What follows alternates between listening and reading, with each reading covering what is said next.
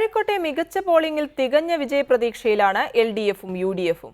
പ്രവചനാതീതമായ മത്സരം നടന്ന 5 മണ്ഡലങ്ങളിൽ പോളിംഗ് ഉയർന്നത് തങ്ങളെ തുണയ്ക്കുമെന്നാണ് മുന്നണികളുടെ അവകാശവാദം. കഴിഞ്ഞ തവണ 13-ൽ 10 വിജയിച്ചത് LDF ആയിരുന്നു.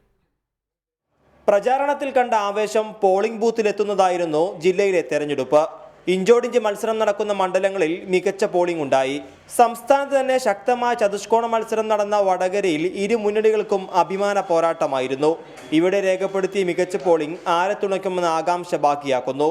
കുന്നമംഗലവും കുറ്റ്യാടിയും ആവേശത്തോടെ ബൂത്തിലെത്തിയത് മാറ്റത്തിന്റെ സൂചനയാണെന്ന് UDF കരുതുമ്പോൾ വിജയം നിലനിർത്താനാകുമെന്ന് LDF വിശ്വസിക്കുന്നു.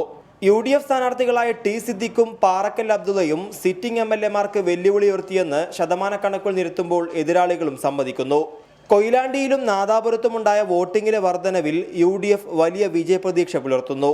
എലത്തൂർ, പേരാമ്പ്ര, ബാലുശ്ശേരി, ബേപ്പൂർ, കോഴിക്കോട് നോർത്ത് എന്നിവിടങ്ങളിൽ ഭൂരിപക്ഷം സംബന്ധിച്ച് കണക്കെടുക്കുകയാണ് ഇടതുമുന്നണി.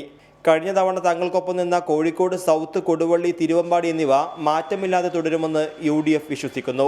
എന്നാൽ ഇടതിന് വലിയ മേൽക്കൈ എന്ന എക്സിറ്റ് പോൾ ശരിവച്ചാൽ മന്ത്രി MK മുനീർ മത്സരിച്ച കോഴിക്കോട് സൗത്ത് ഉൾപ്പെടെ തങ്ങൾക്കൊപ്പമാകുമെന്നാണ് ഇടതുമുന്നണിയുടെ ആത്മവിശ്വാസം. പ്രവചനാതീത മണ്ഡലങ്ങളിലെ വാശിയേറിയ പോളിംഗ് ആരെ തുണയ്ക്കുമെന്ന കണക്കെടുപ്പിലാണ് കോഴിക്കോട്ടെ മുന്നണികൾ. ഉയർന്ന പോളിംഗ് കൂടുതൽ മണ്ഡലങ്ങളിൽ ചെങ്കൊടി പാറിപ്പിക്കുമെന്ന് LDF കരുതുമ്പോൾ നഷ്ടപ്പെട്ട പ്രതാപം വീണ്ടെടുക്കാനാകുമെന്നാണ് UDF ക്യാമ്പിന്റെ പ്രതീക്ഷ. അരുൺ മാത്യുവിനൊപ്പം ഷെഫീഖ് തച്ചുപറമ്പൻ, റിപ്പോർട്ടർ, കോഴിക്കോട്.